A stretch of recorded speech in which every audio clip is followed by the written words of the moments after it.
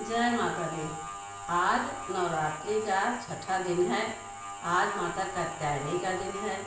चलो हम सब लोग मिल करके पूजा करें, आरती करें, उसके बाद माता कात्यायनी का आशीर्वाद प्राप्त करें और उसके बाद कुछ भजन आरती होगी। और कृपया आप लोग लाइक कीजिए, ज़्यादा से ज़्यादा लाइक कीजिए, शेयर कीजिए और सब्सक्राइब कीजिए, अपना सपोर्ट दीजिए।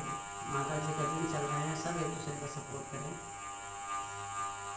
माँ सुन लो मेरी पुकार, हो पुकार तेरा जगराता करवाऊंगी।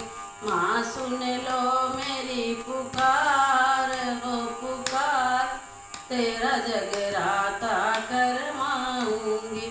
मेरे माता पिता, मेरे भाई बहन, मेरे माता पिता, मेरे भाई बहन, मेरा सुखी करो परिवार।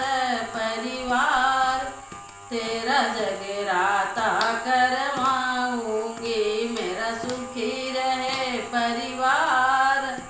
परिवार तेरा जगराता करवाऊंगी।